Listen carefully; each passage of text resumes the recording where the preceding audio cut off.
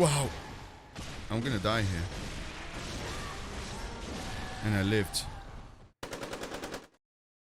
What's up guys, I'm Patrick here and we are back with some more Bloodborne. This is Pan Beastwood, #1 hunter in Arianna, and today we're gonna fight Micolash. Now Micolash is fairly easy, but he can be extremely annoying. Cause, or some say cosm. Do you hear our prayers? No, we shall not abandon the dream. No one can catch us. No one can stop us now.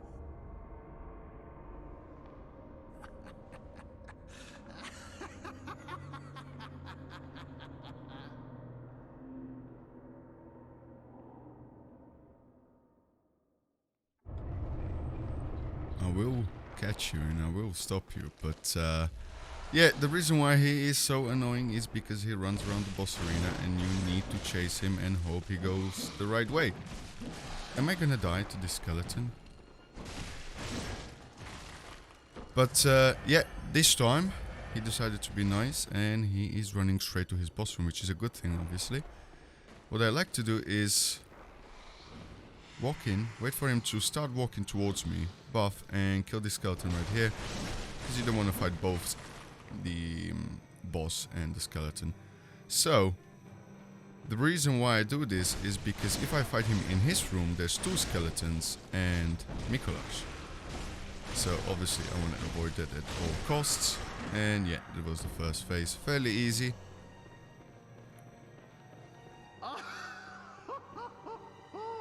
Majestic! A hunter is a hunter, even in a dream. But alas, not too fast. Nightmares will choose ending. Wow, that almost hit me.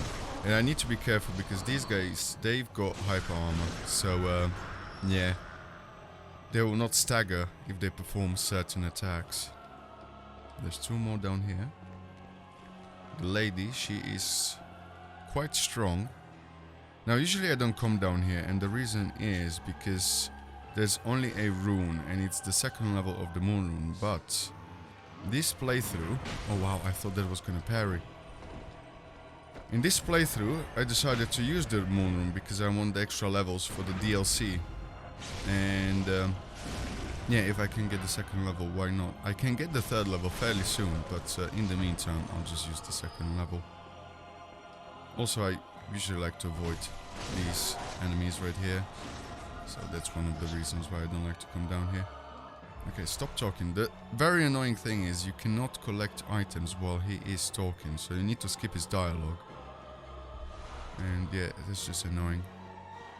But with these enemies out of the way, we can continue and chase Micolash some more. And the second phase can be slightly more difficult because he gains some new moves. Now, the Kung Fu moves he gains, those are not a problem. However, there you go.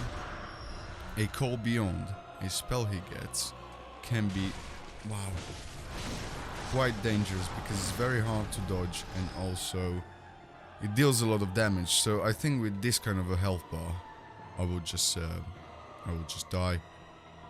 So he can do two things here, either run upstairs or to this room right here, and this is the good RNG, so we are quite lucky today. And I'm gonna try something. I'm not sure if it's gonna work. I actually never practiced this, so we'll see. Hopefully it works.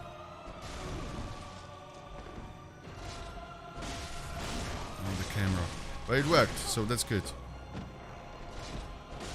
And yeah, that is Micolash. Basically we skipped his second boss room this way.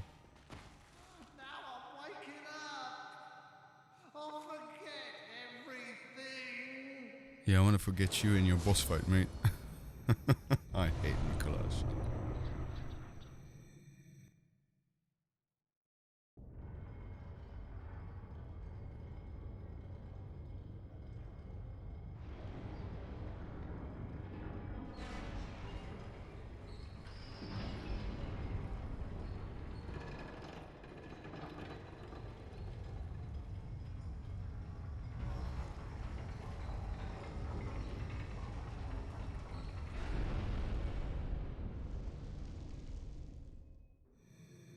There are two boss fights in the game that I absolutely detest, and one of them is Micolash, obviously, and the second one is Amygdala.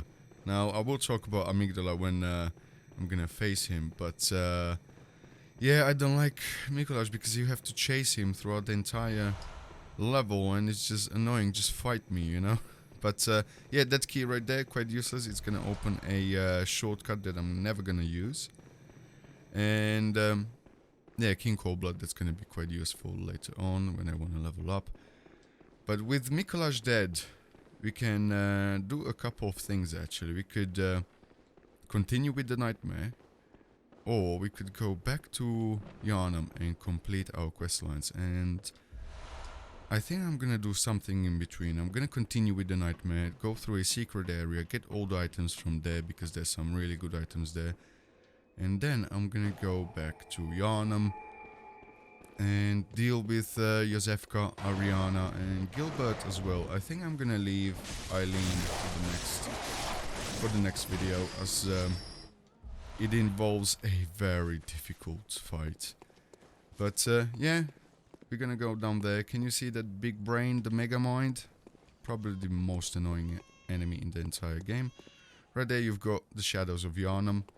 They are a regular enemy now, something I kind of dislike. I don't like when devs reuse assets like that. And here I need to focus. Oh!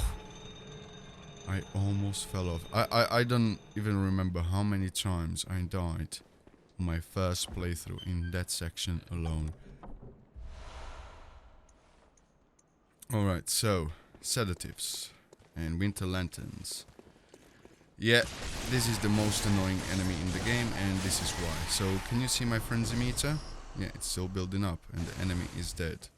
And this is why it's so annoying, because all they need is a line of sight on you, and they will keep building up frenzy. And also, they've got another move that just drains your health. So that is another annoying thing. Now, this positioning is quite annoying.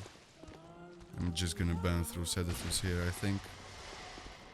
This is not great. 1, 2, 3, 4. The good thing is, the Soul Cleaver does stagger them. Especially with the damage I deal, so it's quite convenient. Sedative. Alright, I'm not gonna tick from that. That's fine. But yeah, as you can see, it's very annoying because I was hiding behind and I was still getting the frenzy meter. Yeah, it is very annoying. I kind of dislike this whole game mechanic because it's unfair. I think it's unfair, and the one thing I always liked about these games is that they are difficult and they punish you for your mistakes, but they are fair for the most part. Frenzy is not fair at all. Especially because they don't have to even touch you and they start building up the meter. All they need is a line of sight, and yeah, I find that extremely annoying. But that being said, now we can continue. We're gonna deal with the big brain. Do you remember from the previous video, the tower with the light? Yeah, that was the big brain.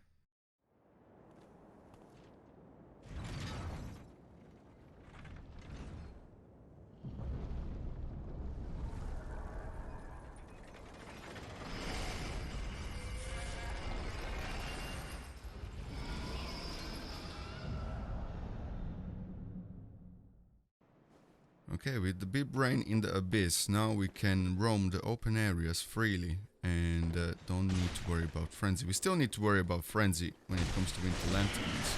And as you can see, it's on the other side of the room, and I'm still gonna tick from that. So I'm gonna use a sedative here. Oh, I don't even know if I want to face this one. Honestly speaking, I don't, but they can drop some really good gems, so I think it's worth it. Wow! I'm gonna die here. And I lived. Okay, that was intense. Alright, what's in this chest? I think there's a spell that I will never use. Yeah. Yeah, again, frenzy, annoying. And I think there is some of these enemies in the Nightmare Frontier.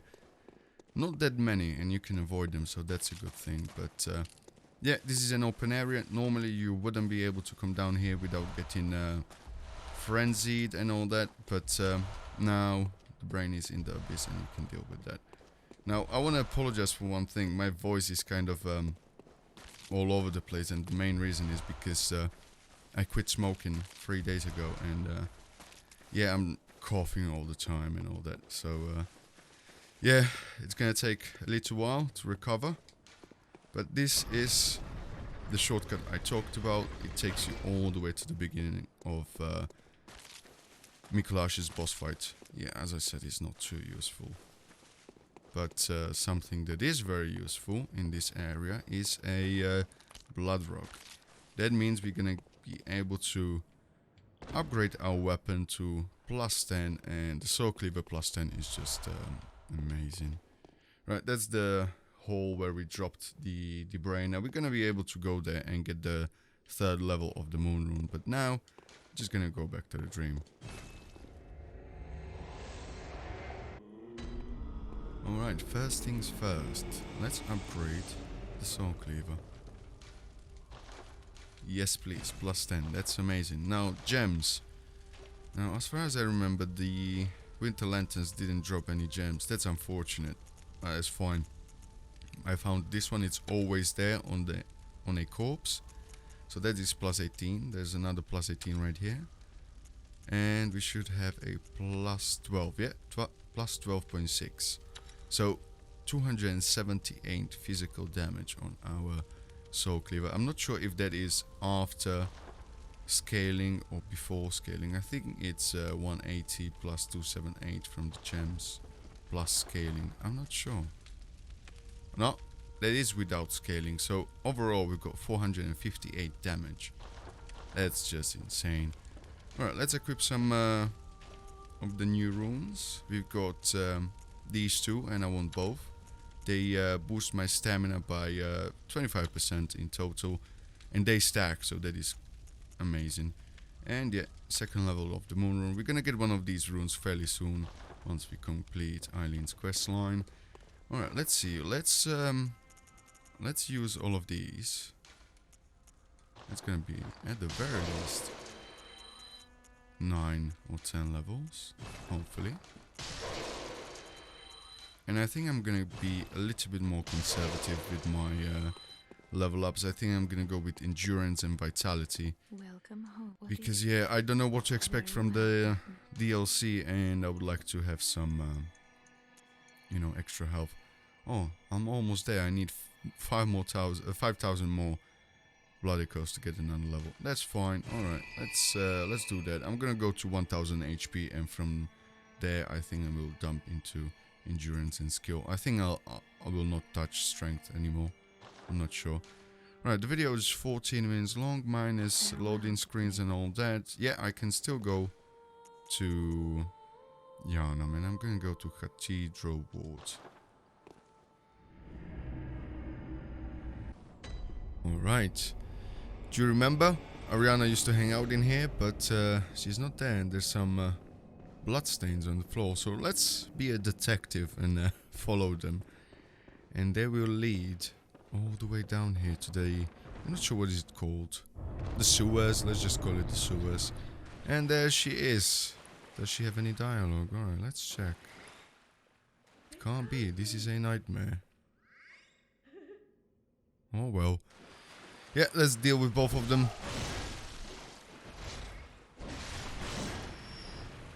And she drops her shoes, and the baby drops a 1/3 of an umbilical cord. That means we're gonna be able to find the final boss. We've got 2 so far, but yeah, just 2. We're gonna get 1 more from Iosefka and 1 more from Margot. But let's go and deal with Iosefka now. Alright, do you remember Gilbert? He took too much and now he's a beast. And when you kill him, he drops the Coloma root. This is the 2nd level, and it boosts your damage by 20%, your visceral attacks specifically. And yeah, it's quite good. I like it, but I like my current gems, runes a lot more. Now, do you remember this bit? So this is where we use the wolf to clip through the gate and basically skip the forest, basically. So normally you would get here going through the forest and you have to run through a poison lake or pit or whatever it is, and then you would end up in this section right here. There are quite a few ladders in there, and I'm not Jesus his toast. He gets very excited about about ladders. If you don't know who that is, he is a Bloodborne speedrunner, and in my opinion, his run of Bloodborne is probably the best run that was ever performed at GDQ. That is a speedrunning event. It was extremely entertaining. You know, maybe in terms of gameplay, he made a few mistakes and this and that. He's still really good at the game, but his commentary just saved everything. You know, even the few deaths he had, it meant nothing because it was entertaining anyway. But yeah, back to our world, our Bloodborne and our run. Now I am making my way to Iosefka. Now, you can come down here earlier, but she will be hostile. But if you come here now, she's gonna have some dialogue. Blah blah blah, she's different, she's no beast, etc etc. You kill her and she gives you your third umbilical cord, which means now we can go and fight the last boss. Right after Margot, anyway. We're not gonna do that just yet because we've got still a few more bosses to go and we still need to go through the DLC. But yeah, you know, this I'm gonna show you how to get all 4 umbilical cords. It's not necessary to get all 4, you only need 3, but just for completion, why not?